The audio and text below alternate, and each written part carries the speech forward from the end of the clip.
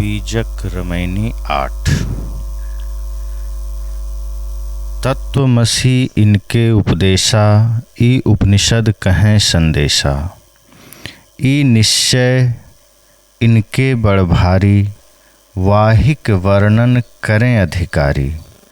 परम तत्व का निज परमाना, सनकादिक नारद सुकमाना। याज्ञवल्क्य और जनक संवादा, दत्तात्रेय वो ही रस स्वादा। वो ही बात राम वशिष्ठ मिली गाई, वो ही बात कृष्ण उद्धव समझाई। वो ही बात जो जनक दृढ़ाई, देह धरे विदेह कहाई। कुल मर्यादा खोए के, जीवत मुआ न होय। देखत जो नहीं देखिया, अदृष्ट कहावे सोय। सर्वप्रथम एक एक लाइन का अर्थ हम जानते हैं।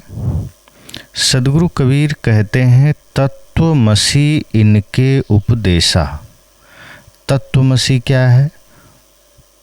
वह तू है, अर्थात तत्वमसि इनके उपदेशा, वह तू है, यही इनके उपदेश हैं। ई उपनिषद कहें संदेशा, उपनिषदें यही संदेश देती हैं। ई निश्चय इनके बड़ भारी, इनको इसका बड़ा भारी निश्चय है। वाहिक वर्णन करें अधिकारी, अधिकारी सत्पात्र मिलने पर ये इसी की व्याख्या करते हैं। परम तत्व का निज परमाना, यही इनका प्रमाणिक परम तत्व है। सनकादिक नारद शुक माना, सनक सनंदन सनातन सनत कुमार नारद सुखदेव आदि ने इसी सिद्धांत को माना है। याज्ञवल्क्य और जनक संवादा, याज्ञवल्क्य और जनक का संवाद इसी पर हुआ है। दत्तात्रेय वो ही रस स्वादा, दत्तात्रेय जी ने इसी का रसास्वादन किया है। वही बात राम वशिष्ठ मिली गाई, राम और वशिष्ठ ने परस्पर इसी बात पर बहस की है। वो ही बात कृष्ण उद्धव समझाई, इसी बात को कृष्ण ने उद्धव को समझाया है। वो ही बात जो जनक दृढ़ाई, जनक को इसी बात का निश्चय कराया गया है। देह धरे विदेह कहाई, वे देह में रहते हुए भी विदेह कहलाए हैं। कुल मर्यादा खोए के, जीवत मुआ न होए। परंतु केवल कुल की मर्यादा छोड़ देने से कोई जीते जी मुर्दा नहीं हो जाएगा। देखत जो नहीं देखिया, अदृष्ट कहावे सोए। जो देखते हुए भी अनदेखा करता है, वह विवेक नेत्रों से रहित ही कहलाएगा। अब हम इस पर विचार करते हैं। सदगुरु कबीर का जो यह पद है, तत्वमसि इनके उपदेशा, इसमें तत्वमसि शब्द में 3 खंड है। तत्, त्वम, असि।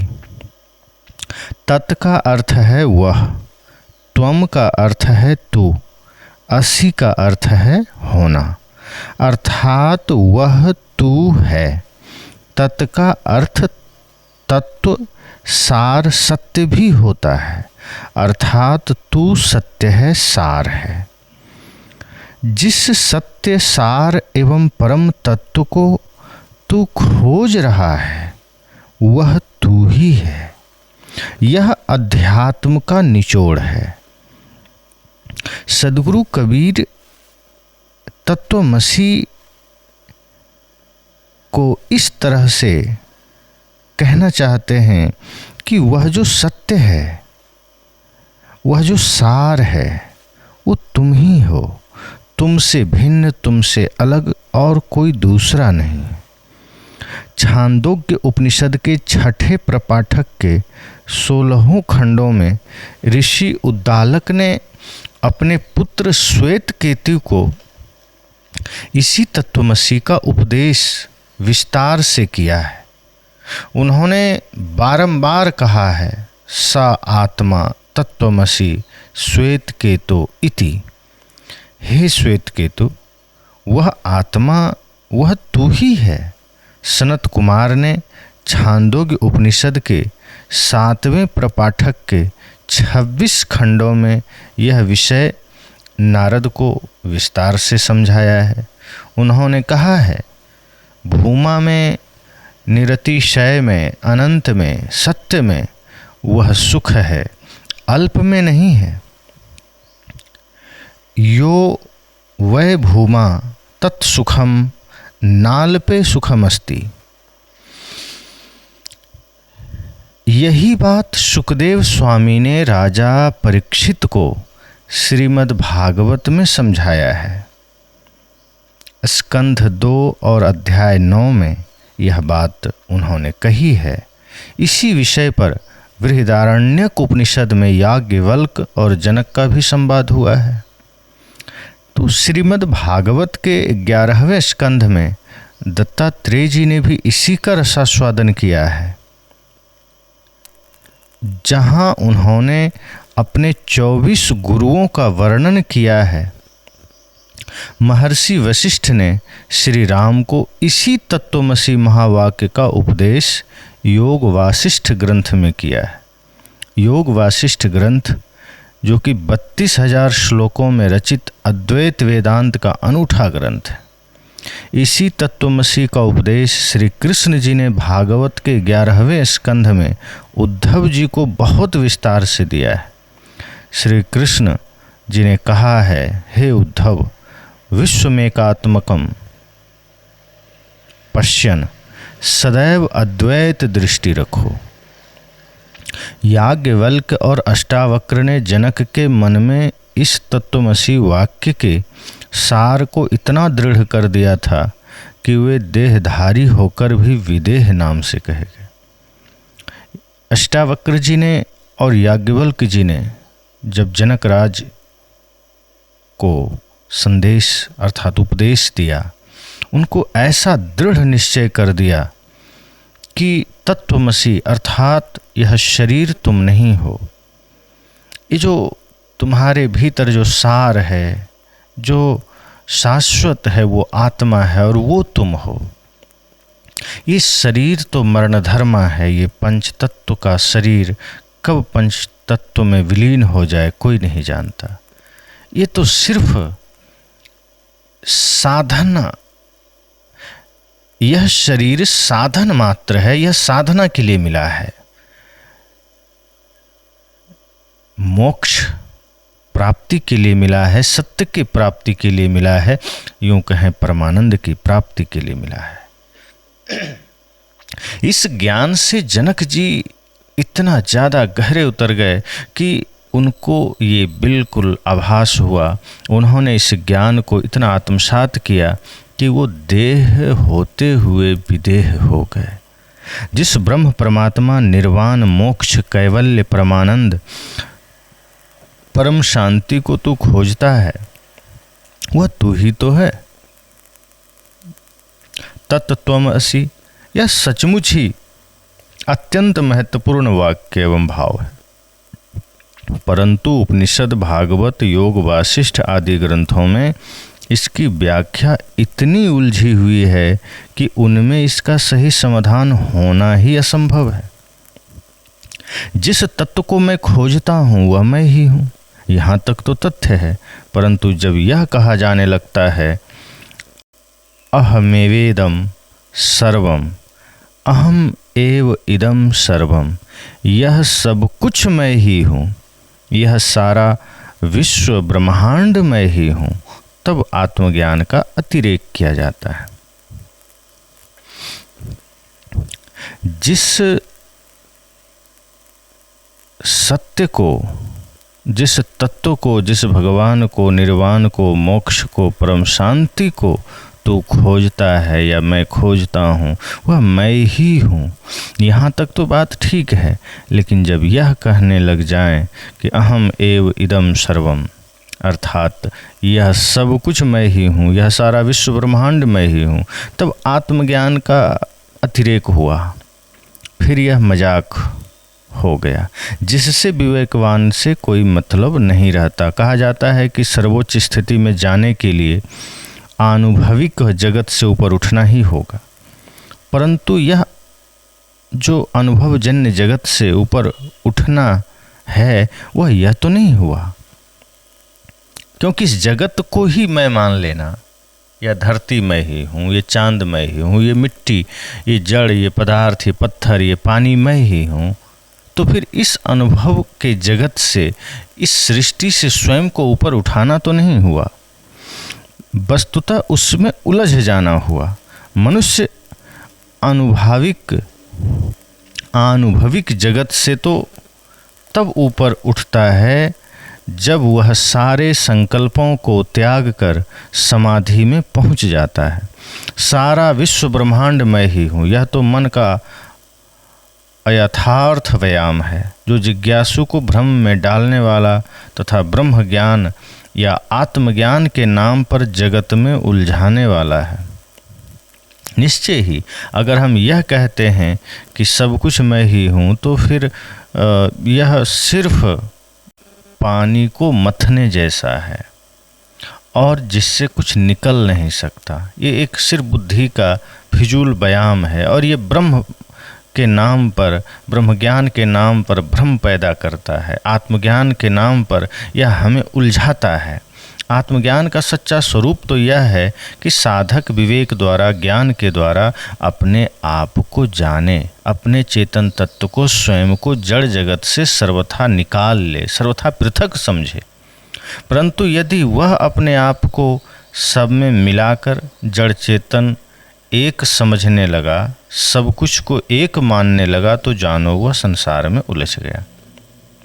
ऊपर नीचे, दाएं बाएं, आगे पीछे मैं ही हूँ, सब इस प्रकार की धारणा का साक्षी न विवेक बुद्धि है और न ही यह समाधि का विषय ही है। यह आत्मज्ञान की एक भावुकता है जो स्वरूप ज्ञान के जिज्ञासु एवं विद्यार्थी को केवल भ्रम में डालती है। इसलिए सद्गुरु कबीर इसको नहीं स्वीकारते हैं। वे कहते हैं तत्वमसी इनके उपदेशा।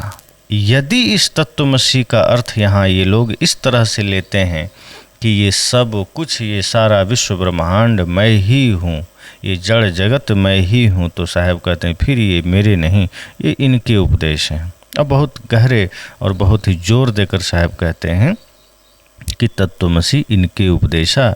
ये जिस अर्थ में ये लोग कह रहे हैं ये मेरा उपदेश नहीं है, ये इनका उपदेश है। सद्गुरु कहना चाहते हैं कि यह मेरा विचार नहीं, मेरा मत नहीं, किंतु इनका अद्वैतवादियों का मत है और ई निश्चय इनके बड़ भारी। यह कहकर साहब उस पर और जोर देते हैं और थोड़ा व्यंग भी करते हैं। साहब कहते हैं कि बड़ा भारी निश्चय है इनका।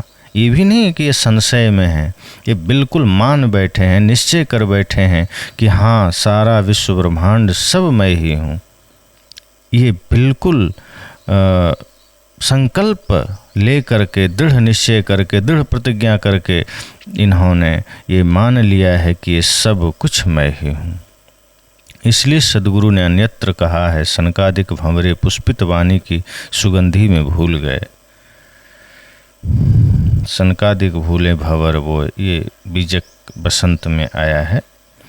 तो आगे साहब कहते हैं कि ये जो ब्रह्म ज्ञान की 7 भूमिकाएं मानी गई है, शुभेच्छा, विचारणा, तनुमानसा, सत्वापत्ति, असंशक्ति, पदार्थ भावना तथा तुर्यगा अर्थात तुरी।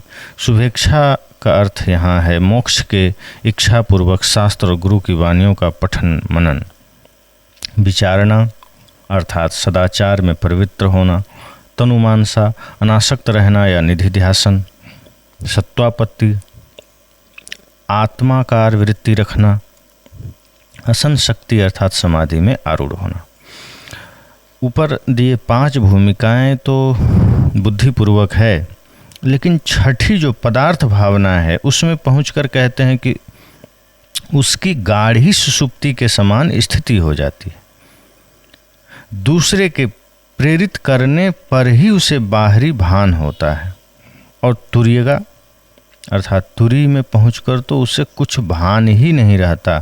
उसमें श्वास अवश्य चलता है, परंतु उसे बारंबार जगाने पर भी उसका जागरण नहीं होता।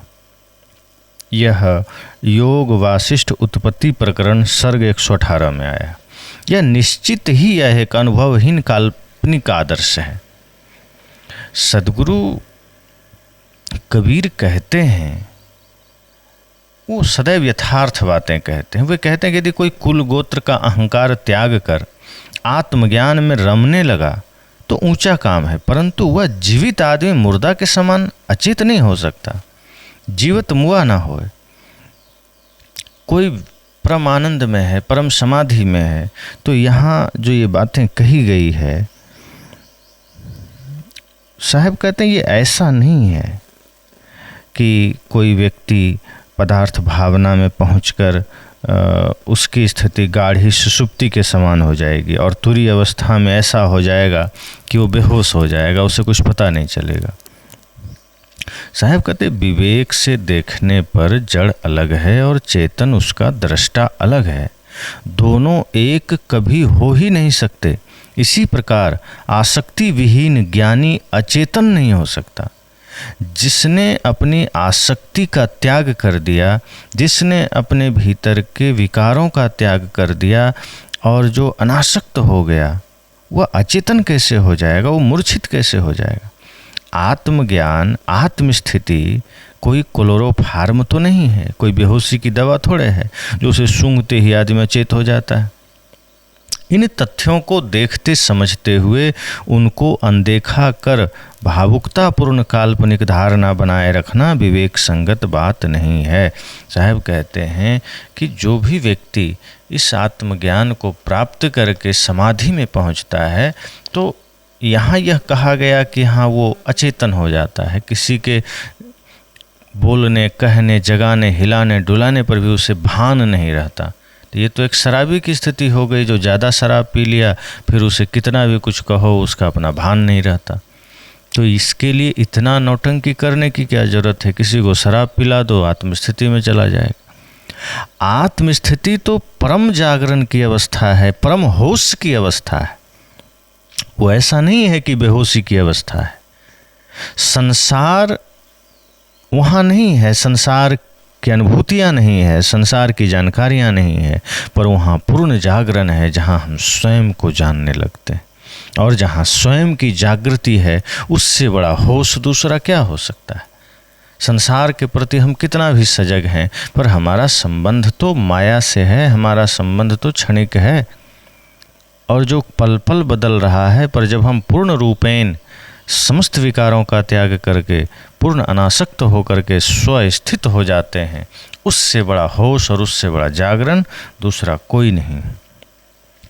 और सदगुरु कबीर इसलिए इन भ्रम पूर्ण वाणियों का भी खंडन करते हैं, वो हिचकिचाते नहीं हैं। इसलिए डॉक्टर हजारी प्रसाद द्विवेदी ने कहा है कि कबीर बहुत कुछ को अस्वीकार करने का अपार साहस लेकर अवतीर्ण हुए थे। डॉक्टर द्विवेदी कबीर अनुयायियों तथा कबीर प्रेमियों के लिए लिखते हुए कहते हैं, इस बात का बराबर प्रयत्न होता रहा है कि अपने इर्द गिर्द, अपने आसपास के समाज में कोई यह न कह सके कि इनका अमुक काम सामाजिक दृष्टि से अनुचित है, अर्थात विद्रोही बनने की प्रतिज्ञा भूल गई, सुलह और समझौते का रास्ता स्वीकार कर लिया गया। विजक की वाणियों का अनुवाद करते हुए ऐसा कर दिया जाता है। कहा जाता है कि कबीर साहब का मत सनकादि तथा नारद, याज्ञवल्क्य आदि से अलग हो नहीं सकता। बहुत लोग ऐसा कहते हैं कि कबीर साहब नारद से अलग नहीं है, सनकादिक से अलग नहीं है, याज्ञवल्क्य से अलग नहीं है, वशिष्ठ से अलग नहीं है। कबीर साहब इन महापुरुषों के विचारों की आलोचना कर ही नहीं सकते। निश्चित ही यह समझौता कबीर देव के प्रज्वलित सत्य पर पानी डाल देते। सदगुरु कबीर इन सभी महापुरुषों की वाणियों में जो यथार्थ है उसका सम्मान करते हैं, जो सत्य है उसको स्वीकार करते हैं। लेकिन इसका मतलब नहीं कि इनकी हर वाणियों को आंख बंद करके सदगुरु कबीर समर्थन करते हैं। जो वाणियाँ विवेक की कसौटी पर खरी ना उतरे, सदगुरु कबीर उसका खंडन करते हैं। और वो आंख बंद करके किसी भी चीज़ को मानते नहीं हैं, न मानने देना चाहते हैं। परंपरा, गुरुजन तथा शास्त्रों पर श्रद्धा रखने का अर्थ यह नहीं है कि हम सारा सार का विचार न करें, सत्य असत्य का विचार न करें, सही गलत का विचार न करें। स्वयं जो उपनिषद के ऋषि हुए या वैदिक कर्मकांड के प्रति जो उनका स्वर रहा है, आप देख सकते हैं कि जो उपनिषद के ऋषि हैं वे कर्मकांड के प्रति सदैव विद्रोही रहे हैं और वो उसका विरोध करते हैं। इसी प्रकार सदगुरु कबीर एक यथार्थवादी संत हैं। वे विवेक रहित ज्ञान तथा झूठे आदर्श के विरोधी हैं। जिस आचरण में, जिस आदर्श में कहीं विवेक ना हो, कहीं सत्य ना हो, कहीं कोई यथार्थ ना हो, तो सदगुरु कबीर कहते हैं ये इंसान के लिए जरूरी नहीं, ये ढोंग है। मैं सारा विश्व ब्रह्मांड हूँ, ये विवेक रहित बात है। हाँ, इस भाव में यह कहा जा सकता है कि जितने भी सृष्टि में जीव हैं, प्राणी हैं, सब में मैं हूँ, सब मेरा है, सबके प्रति मेरा प्रेम है। लेकिन ये मिट्टी, पानी, पहाड़, पत्थर सब मैं ही हूँ, ये कण कण मैं ही हूँ, ये फिर विवेक पूर्ण बात नहीं है। साहब कहते हैं समस्त जीवों में अपने को देखना, सबके प्रति, सब में ईश्वर को देखना और ईश्वर को स्वयं में देखना। सब घट मेरो साइया सुनी सेज न को, यह एक भाव है कि सब मेरे हैं, सब मेरे समान है, सब अपना है, कहीं कोई विरोध नहीं। ये मानवता के लिए एक उचित प्रेम है, श्रद्धा है, करुणा है। लेकिन यह कहना कि विश्व ब्रह्मांड में ही हूँ तो ये अज्ञानता है। और आत्मज्ञानी अचेती में रहता है, ये भी एक झूठी बात है कि जो कोई आत्मज्ञानी हो गया वो बेहोशी में रहता है। ये बिल्कुल बिना सिर पैर की बात है, झूठा आदर्श है। मैं सबका दृष्टा, जड़ से सर्वथा पृथक, शुद्ध चेतन हूँ, विवेक ज्ञान है, यही विवेक है, यही ज्ञान है। प्रकृति माया से अनासक्त रहना मात्र जीवत मृतक होना है। जब हम प्रकृति से, माया से अनासक्त हो जाते हैं, यही जीते जी मरना है कि हम संसारिकता को अपने भीतर ने हमने ख़त्म कर दिया, माया से हम मर चुके। अब हमारी कोई उसमें लालसा नहीं, कोई राग नहीं, कोई उसमें उपस्थिति नहीं, हमारा उससे संबंध विच्छेद हो गया। तो जब हम जीते जी माया के प्रति, संसार के प्रति, प्रकृति के प्रति अनासक्त हो जाते हैं, साहब कहते हैं यही अवस्था जीवत मृतक होना है। ज्ञानी समाधि काल में केवल संकल्प शून्य होता है, अचेत नहीं होता। संकल्प शून्य का अर्थ है कि जो ज्ञानी है, जो ध्यानी पुरुष हैं, वो ऐसी स्थिति में, समाधि काल में, परम ध्यान में अचेत नहीं होते, बेहोश नहीं होते, बल्कि संकल्प शून्य हो जाते हैं। वहाँ कोई संकल्प नहीं, कोई विकल्प नहीं, वहाँ किसी प्रकार का कोई शब्द नहीं, सबसे रहित, सबसे असंग, सबसे अकिंचन। और जब असंग हो जाते हैं, वो अवस्था समाधि की अवस्था है, जो कि परम जागरण की अवस्था है, वो अचेत की अवस्था नहीं। अचेत का मतलब ही है जहाँ हम स्वयं में नहीं हैं। अचेत होना मतलब स्वयं में होना हो ही नहीं सकता। सबसे बड़ा होश तो स्वयं में होना है, सबसे बड़ा जागरण स्वयं में होना है। इसलिए हम सब यह ध्यान दें कि स्वयं में होना ही सबसे बड़ा जागरण है और सबसे बड़ा ध्यान और सबसे बड़ी समाधि है। तो साहब कहते हैं कि जो तत्वमसी अर्थात वह तू है, जो सत्य को खोज रहे हो वह तू है, जो परमात्मा को खोज रहे हो वो तुम ही हो, जिस भगवान को खोज रहे हो वो तुम ही हो, जिस मोक्ष की तलाश में हो वो सब तुम्हारे भीतर है, तुम ही हो। ये अर्थ सही है। पर अगर ये कहा जाता है कि ये पूरा विश्व ब्रह्मांड में ही हूँ, साहब कहते हैं फिर ये मेरे नहीं, ये इनके उपदेश हैं। और फिर उन्होंने सारी बातें बताई। तो इस पद में, इस साहब के इस 8वीं रमैनी में हम सब विचार करें कि तत्वमसी इनके उपदेशा, ये उपनिषद कहे संदेशा। तो जहाँ भी कोई भी शास्त्र हो, अगर वहाँ कुछ भ्रमपूर्ण वाणियाँ हैं, साहब कहते हैं हमें उसका विवेक पूर्वक निराकरण करके आगे बढ़ना है और जहाँ जहाँ सार है उसे ग्रहण करना है, जहाँ जहाँ सत्य है उसे स्वीकार करना है। वो सारे ज्ञान चाहे किसी भी पुस्तक में है, किसी भी ग्रंथ में है, जो हमें मुक्ति की ओर ले जाए, जो हमें मोक्ष की ओर ले जाए, वही हमारे लिए कल्याणकारी है, वही हमारे लिए उपयोगी है। जो ज्ञान हमें उलझाए, जो ज्ञान हमें बांधे, जो जानकारियाँ, जो शास्त्रों का शब्द हमें और बंधन में डाले, साहब कहते हैं वो चाहे किसी भी ग्रंथ में लिखा हो, चाहे वेद में ही क्यों ना लिखा हो, उसको हटाइए और उस सत्य की तरफ आगे बढ़ जाइए।